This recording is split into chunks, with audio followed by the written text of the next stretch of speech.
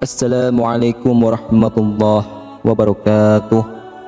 Innal hamdalillah nahmaduhu wa nusalli wa nusallimu ala rasulihil karim. Ashhadu an la ilaha illallah wa ashhadu anna Muhammadan abduhu wa rasuluh. Allahumma salli ala sayyidina Muhammad wa ala ali sayyidina Muhammad. Amma ba'd. Sahabat beriman yang dirahmati oleh Allah Subhanahu wa Ta'ala, mengerjakan sholat 5 waktu adalah kewajiban yang tidak boleh ditinggalkan oleh umat Muslim. Sholat juga merupakan tiang agama dan menjadi amal yang pertama kali akan dihisab di hari kiamat kelak.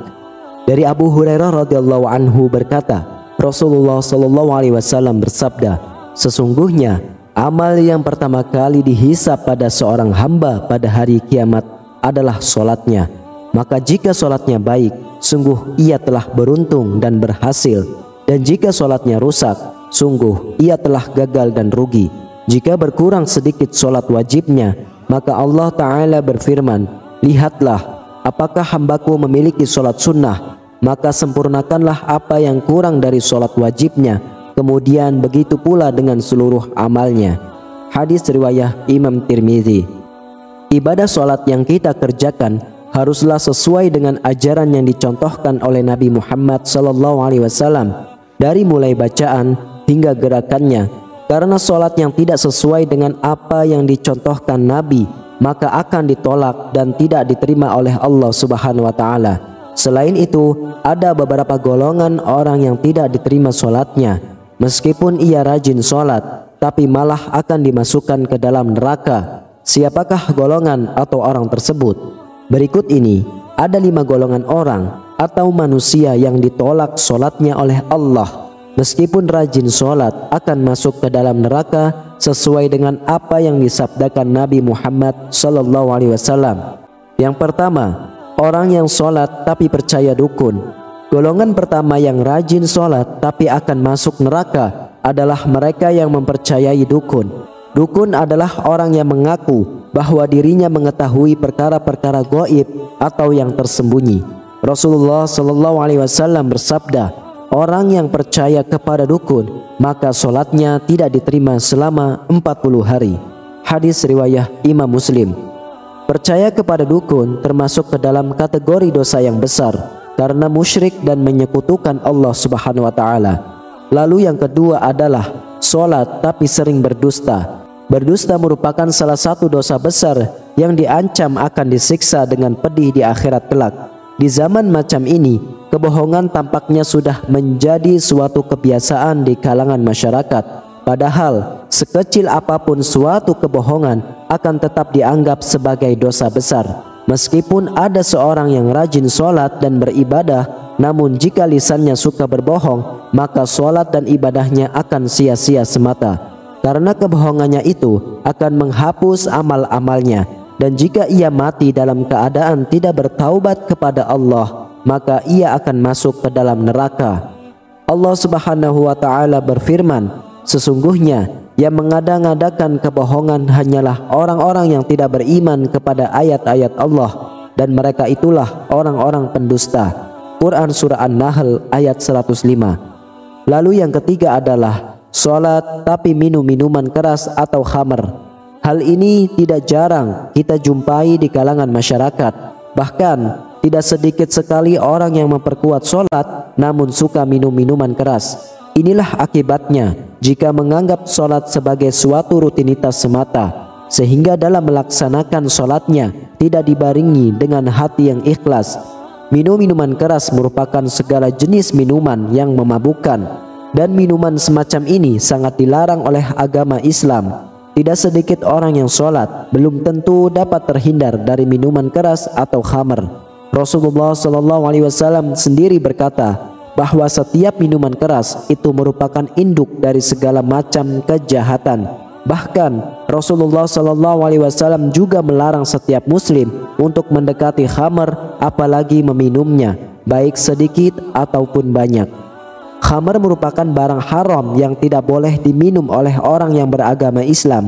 Rasulullah Shallallahu Alaihi Wasallam juga melaknat orang-orang yang berhubungan dengan minuman khamr. Untuk itu, sebagai umat Islam wajib hukumnya untuk menghindari khamr dan menjauhinya, dan segera mungkin bertaubat jika pernah meminumnya. Rasulullah Shallallahu Alaihi Wasallam bersabda, barang siapa meminum khamr, tentu Allah memberi minuman kepadanya dari air panas neraka jahanam. Hadis riwayat Al-Bazzar. Lalu yang keempat adalah solat tapi sering menggunjing kejelekan orang lain.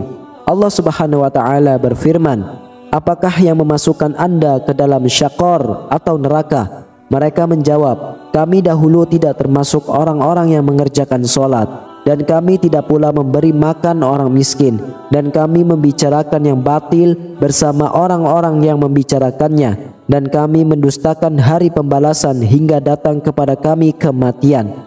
Maka tidak ada lagi bagi mereka sepakat dari orang-orang yang membagikan syafaat Quran. Quran Surah Al-Mudaththir ayat 42-48. Dalam ayat tersebut, salah satu penyebab orang masuk neraka merupakan karena suka membicarakan keburukan orang lain. Orang yang mendirikan solat namun suka membicarakan kejelekan orang lain, maka ia akan ditempatkan di dalam neraka syaqor.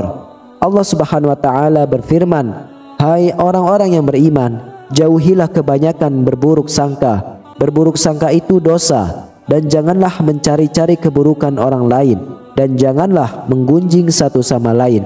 Adakah seseorang di antara kamu yang suka memakan daging saudaranya yang sudah mati? Maka tentulah kamu akan merasa jijik kepadanya, dan bertakwalah kepada Allah. Sesungguhnya Allah Maha Penerima Taubat lagi Maha Penyayang. Quran Surah Al-Hujarat ayat 12. Kemudian yang kelima adalah solat namun mengabaikan anak yatim.